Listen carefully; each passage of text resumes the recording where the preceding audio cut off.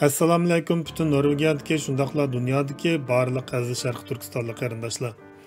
Dunyo Uyg'ur qurultiyi bilan Yevropaning har qaysi ellardagi Uyg'ur tashkilotlari, jumladan Norvegiya Uyg'ur komiteti, Birlashgan Davlatlar Tashkiloti iqtisod, ijtimoiy va madaniyat haqlari komiteti tomonidan Xitoydan hisob so'raladigan 15 fevral kuni Jenevada zo'r ko'lamli birlashma namoyish o'tkazishga jiddiy tayyorlik qilyapmiz.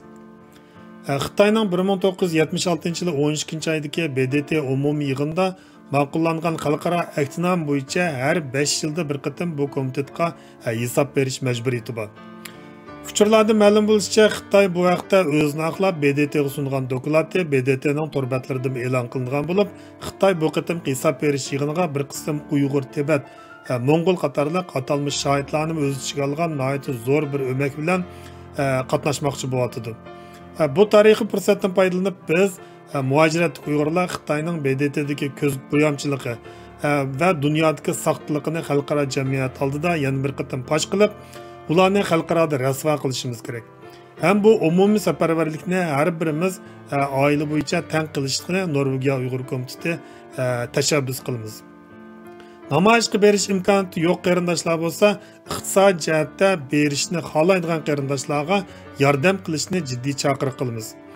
Chunki bir qism qarindoshlar o'tdak berishni xohlasimi, lekin berishga qurbi yetmaganligi uchun biz bilan aloqa qilishyapti.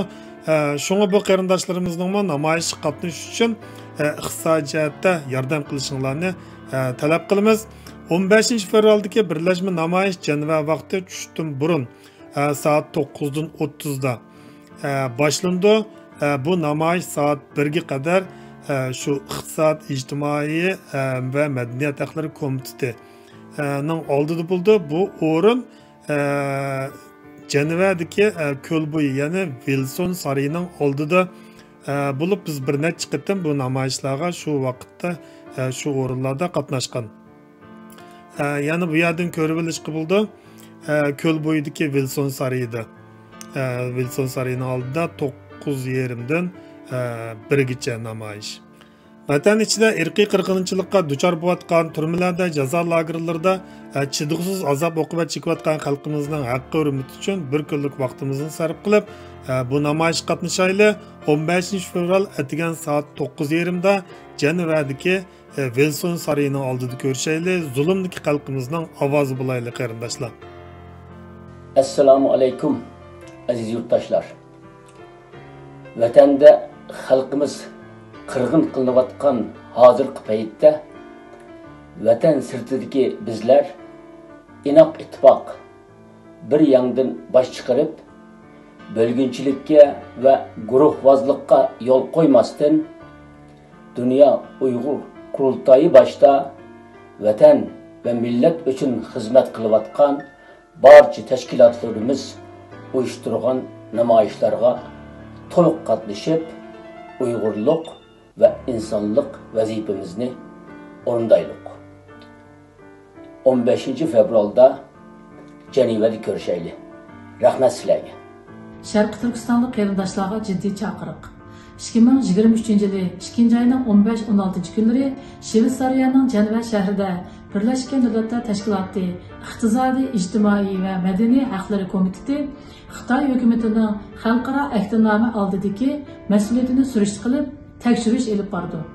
Xitoy hukumati bu tekshirishga Uyg'urlarning o'z ichiga olgan zo'r bir turkum yollanma tashviqot atriti bilan Beijingdan va Urumchidan Jenevaga kelib, dunyoni aldash, irqiy qirg'inchilik jinoyatini yushirishga harakat qilmoqchi.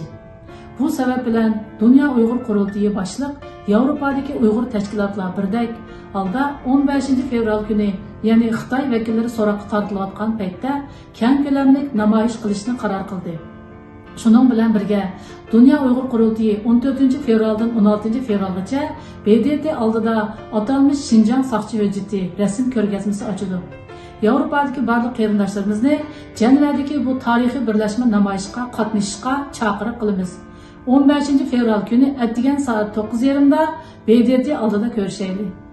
Birleşken Devletler Teşkilatı'nın Xitay'dan hesap soraydigan ve so'roqqa tortadigan 15 fevral günü de Jenevada o'tkaziladigan cho'ng tipdagi birlashma namoyishga cho'qim qatnashaylik. Shuni unutmaylik qarindoshlar, vatan bizning, millat bizning.